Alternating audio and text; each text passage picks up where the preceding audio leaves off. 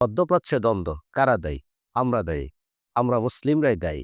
Because we have lived completely the practicing of Quran and Hadith. আমরা কোরআন হাদিসের চর্চা একেবারেই ছেড়ে দিয়েছি। কোরআন হাদিসের নলেজকে ব্যাকডেটেড মনে করে তা ছেড়ে দিয়েছি। আধুনিক নলেজকে আমাদের জীবনের একমাত্র লক্ষ্যবস্তু বানিয়েছে। আমরা আধুনিক হতে চাই, প্রগতিশীল হতে চাই।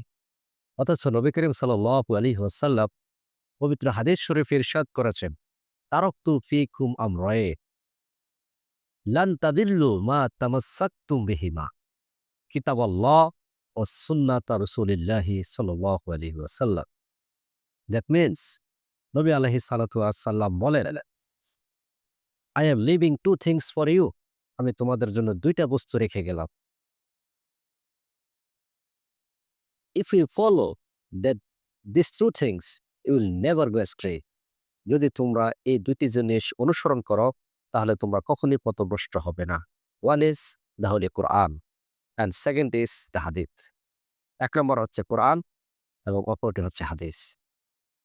আমরা যদি নবী করিম সাল্লাল্লাহু আলাইহি ওয়াসাল্লামের এই অমীয় বাণী অনুসরণ করতাম তাহলে আমরা কখনোই ধ্বংস হতাম না। আমাদের মাঝে কোনো দ্বন্দ্ব থাকতো না, কোনো কলহ থাকতো না। কিন্তু আমরা নবী করিম সাল্লাল্লাহু আলাইহি ওয়াসাল্লামের এই বাণীর কথা ভুলে গিয়েছি। অপরদিকে পবিত্র কোরআনের সূরাতুল আলে ইমরানের ২৮ নম্বর আয়াতে আল্লাহ সুবহানাহু ওয়া তাআলা বলেন, লা ইয়াত্তাখিযুল মুমিনুনাল কাফিরিনা আউলিয়া মিন দুনিল মুমিনিন। The believers should not take the disbelievers as their protectors, as their friends, or consultators, or protectors or helpers instead of the believers. যে মুমিনদের জন্য উচিত নয় যে তারা মুমিনদেরকে রেখে কাফের মুশরিকদেরকে বন্ধু হিসাবে গ্রহণ করা। নট অনলি দ্যাট, সূরাতুল মাইদার ৪৯ নম্বর আয়াতে আল্লাহ সুবহানাহু ওয়া তাআলা বলেন, ইয়া আইয়ুহাল্লাযীনা আমানু লা তাত্তাখিযুল ইয়াহুদা ওয়ান নাসারা আউলিয়া। যে হে মুমিনগণ, don't take as your friends or protectors the Jews and the Christians. যে তোমরা তোমাদের বন্ধু হিসাবে, তোমাদের প্রটেক্টর হিসাবে ইহুদি এবং খ্রিস্টানদেরকে বন্ধুরূপে গ্রহণ করো না। আল্লাহ সুবহানাহু ওয়া তাআলা এই আয়াতে ইহুদি, খ্রিস্টান, বৌদ্ধ, হিন্দু এবং সকল বিজাতিদেরকেই বন্ধু হিসাবে গ্রহণ করতে নিষেধ করেছে। তাদের থেকে সাহায্য সহযোগিতা এবং পরামর্শ নিতে নিষেধ করেছে। আমাদের নিজেদের মধ্যে যদি দ্বন্দ্ব হয়, কলহ হয়, তাহলে পবিত্র কোরআন এবং হাদিসের আলোকে তা নিজেদের মধ্যে সমাধান করার নির্দেশ আল্লাহ সুবহানাহু ওয়া তাআলা আমাদেরকে দিয়েছে।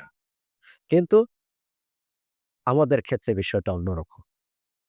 অর্থাৎ আমাদের মুসলমানদের মাঝে যদি কোনো বিষয় নিয়ে দ্বন্দ্ব হয়, তখন প্রতিপক্ষকে ঘায়েল করার জন্য আমরা কাফের মুশরিকদের দরজার নক করি। তাদেরকে আমরা মীমাংসাকারী হিসেবে মেনে নিই। আর এইভাবেই আমরা হারিয়েছি আন্দালুসের মতো বিশাল মুসলিম সাম্রাজ্য এবং ধ্বংস হয়ে গিয়েছে অটোমান সাম্রাজ্য তথা ওসমানী খেলাফত। অথচ আল্লাহ সুবহানাহু ওয়া তাআলা পবিত্র কোরআনের সূরাতুন নিসার ৫৯ নম্বর আয়াতে বলেন, ফাইন তানাজাআতুম ফি শাইইন ফারুদ্দুহু ইলাল্লাহি ওয়া রাসূল। যদি তোমাদের মাঝে কোনো বিষয় নিয়ে কলহ হয়, দ্বন্দ্ব হয়, তাহলে তা আল্লাহ এবং তার রাসূলের দিকে ফিরিয়ে দাও। অর্থাৎ পবিত্র কোরআন এবং হাদিসের আলোকে তোমরা নিজেরা এগুলো সমাধান করো। কিন্তু আমাদের বাস্তব জীবনের চিত্রটা তার সম্পূর্ণ বিপরীত। আমরা সকল বিষয়ে ইহুদি, খ্রিস্টান এবং কাফেরদের পরামর্শ গ্রহণ করি। তাদের বিকল্প আমরা কল্পনাই করতে পারি না। মুসলমান ভাইকে ঘায়েল করার জন্য তাদেরকে বন্ধুরূপে ডেকে নিই। তাদেরকে মীমাংসাকারী হিসেবে আমরা ডেকে নিই। প্রয়োজনে আমাদের দেশে সম্পদ এবং যাবতীয় সবকিছু তাদেরকে ভোগ করার সুযোগ দেই। তারপরে আমি আমার মুসলমান ভাইকে দিব না। কেন? সে যদি আমার থেকে উপরে চলে যায়। শুধু তাই নয়, ইহুদি খ্রিস্টানদের মন রক্ষা করাটাই হচ্ছে আমাদের মুখ্য উদ্দেশ্য। বর্তমান বিশ্বে ইংরেজি ভাষা জানাটা যেমন শিক্ষার মানদণ্ড, ঠিক একই রকমভাবে বিশ্বে নিজেকে উন্নত রাষ্ট্র হিসেবে পরিচয় দেওয়ার একমাত্র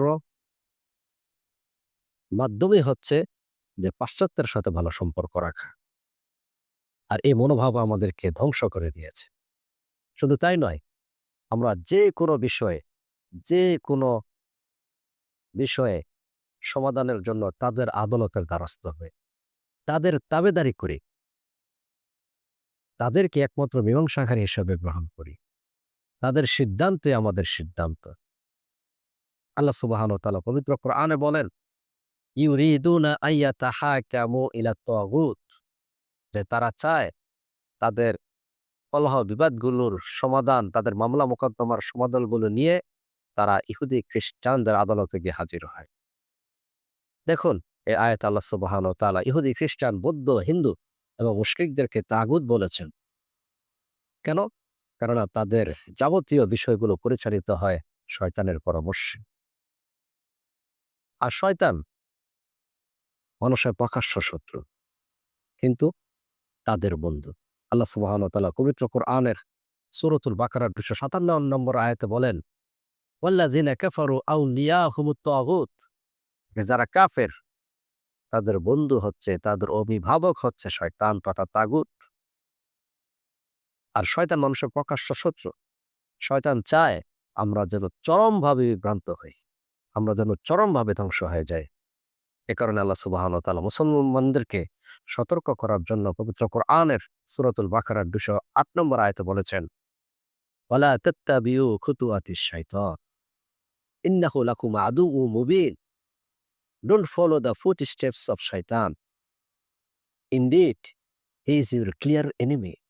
যে তোমরা শয়তানের পদাঙ্ক অনুসরণ করো না, প্রকৃতপক্ষে সে তোমাদের প্রকাশ্য শত্রু।